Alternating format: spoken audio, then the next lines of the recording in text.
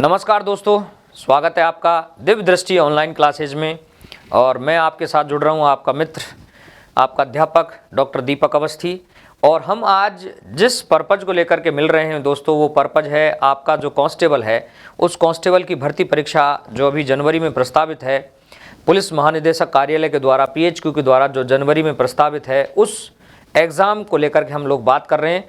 उस एग्ज़ाम में हमारे पुलिस विभाग ने एक 10 प्रश्नों का एक सिलेबस निर्धारित किया है और वो 10 प्रश्न आपके महिला एवं बाल संरक्षण और उनसे जुड़े हुए जो प्रावधान हैं उनको लेकर के है।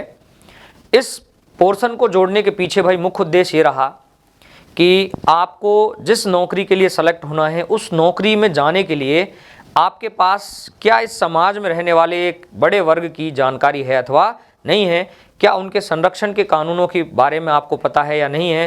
क्योंकि आपको अल्टीमेट जब आप जॉब पर आ जाएंगे, जब आपकी नौकरी लग जाएगी, तो आपको निश्चित रूप से जो समाज है, सोसाइटी है, उसकी रक्षा करने के लिए ये कानूनों के साथ बात करनी पड़ेगी।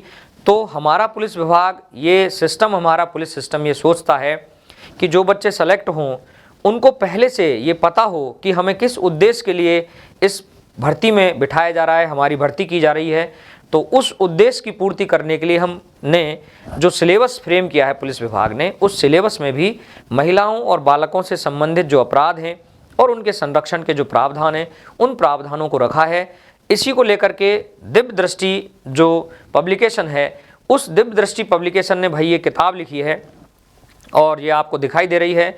और ये महिला बाल संरक्षण संबंधी कानून हैं। उन कानूनों के साथ जो हमारी समाज का आधे से ज़्यादा हिस्सा है, उस आधे से ज़्यादा हिस्सा को हम कैसे प्रोटेक्ट कर सकते हैं, ये सब बात हमने बहुत सरल भाषा में, रोचक तरीके से, जो हमारे पुलिस के विद्यार्थियों के समझ में आ सके, उनकी जो मनोवैज्ञानिकता है, उस मनोवैज्ञानिकता को ध्यान में रख करके हमने इस किताब को फ्रेम किया है। और बहुत ये मनोयोग से ये कोशिश की है हमने, बहुत अच्छे ढंग से कोशिश करने का प्रयास किया है हमने कि आपको इसकी जो भाषा है ये आप आसानी से समझ सकें। दूसरी बात, मैं इसी के साथ एक और आपके साथ चर्चा करना चाहता हूं मित्रों, कि जब भी आप इस सिलेबस के लिए पढ़ें तो आप एक रणनीति बनाएं और उस रणनीति का हिस्सा ये किताब होनी चाहिए आपकी। क्योंकि जब हम सिलेबस के लिए रणनीति बनाते हैं तो हमारा जो अंतिम जो लक्ष्य है, अंतिम जो गोल है, अंतिम जो एम है हमारा, वो हमारा सिलेक्शन का होना चाहिए। तो राजस्थान पुलिस के पेपर में जो मुझे लगता है पिछली बार 6 चरणों में आयोजित किए गए थे, इसी तरीके से इस बार भी आयोजन होगा। तो वहाँ हर एक अलग चरण में वहाँ से 10 सवाल पूछे जाएंगे।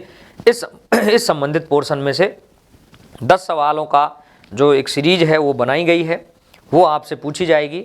तो मैं आपसे यही निवेदन करूँगा कि आप इस किताब में से बहुत सारी चीज़ें बहुत सरल तरीके से, बहुत रोचक तरीके से आप इस किताब में से प्राप्त कर सकते हैं। इस किताब को आप पढ़ सकते हैं।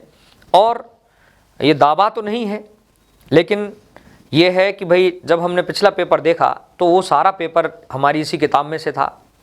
और जो राजस्थान पुलिस की जो वेबसाइट है वो भी आपको ये कहती है कि आप जिस जॉब के लिए आ रहे हैं, जिस जॉब में आप जाना चाह रहे हैं, उस जॉब के संबंधित, उस जॉब के रिगार्डिंग आपके पास जो व्यवस्था है, आपके पास जो जानकारियां हैं, वो पर्याप्त हैं अथवा नहीं, ये सारी बातें आपसे वो जानने का प्रयास कर रहे हैं। इसलिए आपके सिलेबस में इस पूरी व्यवस्था को रखा गया है। तो मित्रों, यहाँ से 10 प्रश्न आपसे पूछे जाएंगे और महिलाओं और बालकों के जो अपराध हैं, उनके संरक्षण से संबंधित जो कानून हैं, उन कानूनों से ये सवाल बेसिक रूप से पूछे जाएंगे।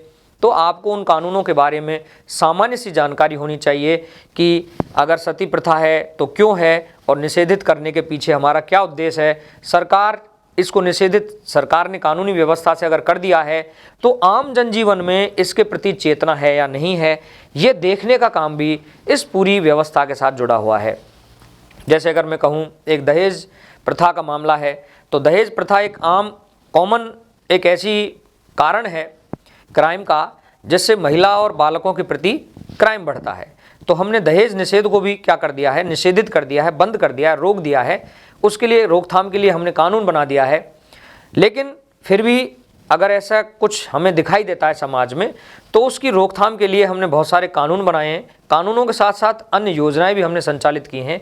तो इन सब के बारे में आपको बहुत रोचक तरीके से, बहुत सरल भाषा में इस किताब के माध्यम से समझाने का प्रयास किया गया है। और मैं अंत में आपसे ये निवेदन करना चाहता हूँ कि जिस रणनीति के लिए, जिस रण के लिए आपने बिल्कुल अपना ध्येय बना लिया है, जो एम निर्धारित कर लिया है, अंतिम क्षण तक उसे प्राप्त करने का प्रयास कीजिए। और ये किताब उस क्षण में, उस प्राप्ति के लिए आपके लिए बहुत अधिक लाभदायक सिद्ध हो सकती है। इसी के साथ मैं अपनी बात को यहीं विराम देता हूँ। निश्चित है कि ये किताब आपके लिए बहुत ही लाभदायक सिद्ध होगी, उपयोगी सिद्ध होगी आपकी पुलिस कांस्टेबल की पेपर के लिए पास करने की रणनीति के तौर पर।